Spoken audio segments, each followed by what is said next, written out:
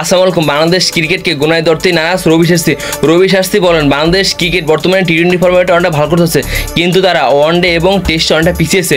বর্তমানে দেখুন আফগানিস্তান এবং শ্রীলঙ্কা ওয়ানডে টি-20 তারপর সব কিছুতেই ভালো করতেছে।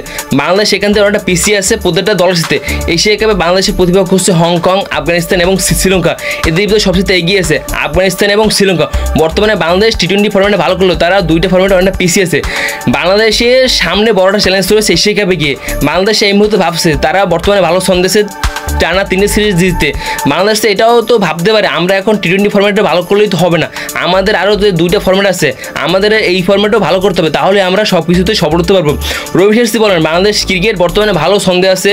আমিনুল ইসলাম বুলবুল সভাপতি হওয়ার পর, তারপর লিটন দাস সুদিনাক হওয়ার পর বাংলাদেশ দলটা একেবারে চেঞ্জ হয়ে গেছে। বর্তমানে দেখুন বাংলাদেশের ওপেনিং সাইডে আছে তামিম, ইমন, হৃদয়, তারপর জাকির অনেক ফিনিশিং দিচ্ছে ভালোই। তারপর তাদের বোলিং সাইডে আছে মুস্তাফিজুর রহমান, তাসকিন আহমেদ, সাকিব। তারপর দেখুন অলরাউন্ডার সাইডে আছে রিশাদ হোসেন, তারপর শামীম হোসেন পাটোয়ারি। বর্তমানে বাংলাদেশ ক্রিকেটটা এতটা শক্তিশালী হয়ে গেছে। এমন বছর রবি শাস্ত্রী বলেন, বাংলাদেশ ক্রিকেট এশিয়া কাপে গিয়ে ভালোটা ফল পাবে, আমার এমনটি মনে হচ্ছে। বর্তমানে দেখুন বাংলাদেশ ক্রিকেট যদি ওয়ানডে এবং টেস্টের দিকে যদি চোখ দেয় তাহলে তারা সব জায়গায় গিয়ে সফলতা পাবে, এমনটি বছর রবি শাস্ত্রী।